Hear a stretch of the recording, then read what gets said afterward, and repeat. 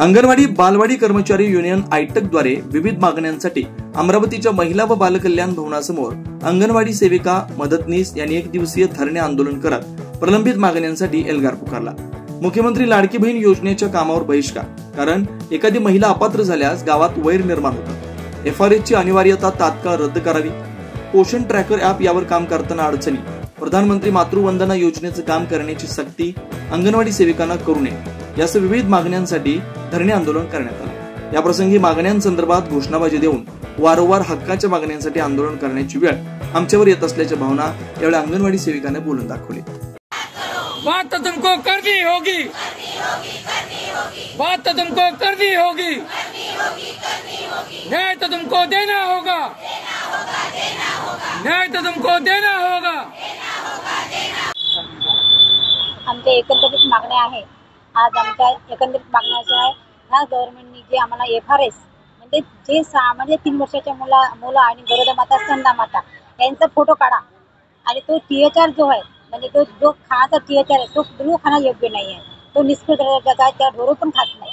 2 नंबरवर मातृत्व वंदना जी आरोग्य खात्याकडे होती, ही वंदना मातृत्व वंदना प्रधानमंत्री मातृत्व वंदना ही आमच्याकडे आणली आणि ही मातृत्व वंदना इतकी किचकट आहे का जे 2007 तेव्हा आमच्या इकडे 17च्या अगोदर आमच्याकडे ती इंदिरा गांधी मातृ योजना होती, तेव्हा आम्ही सुरळीत चालवली।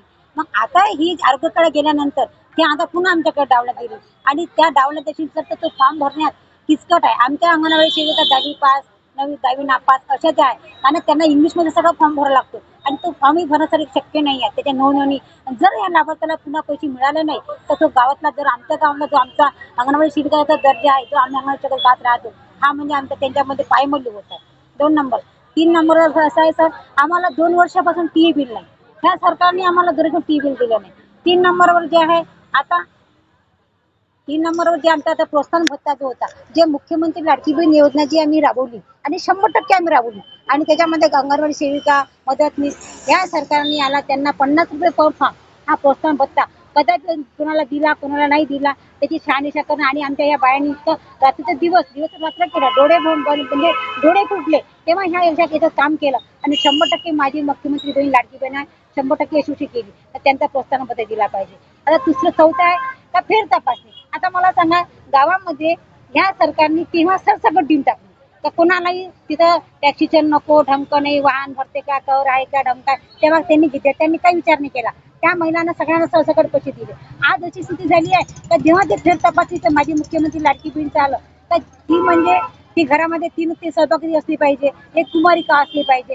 आता मला सांगा फेर तपासणी सर्व करताना गाव पातळीवर जेव्हा आम्हाला काम करावं लागतं, आम्हाला सगळ्यांचं म्हणजे डोळे आमच्याकडे लागलेलं त्यांच्याकडे आलेला काम यांनी केलं पाहिजे। पण आता सर सांगा ते आम्ही कोण त्यांना नाव म्हणणार।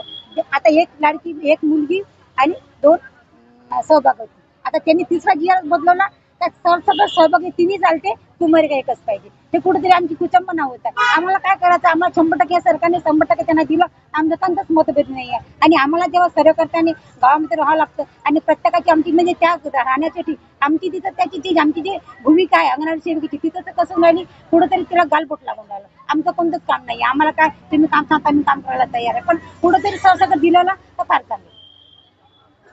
वेगवान घडामोडी पाहण्यासाठी आमच्या चॅनलला लाईक व सबस्क्राईब करायला विसरू नका।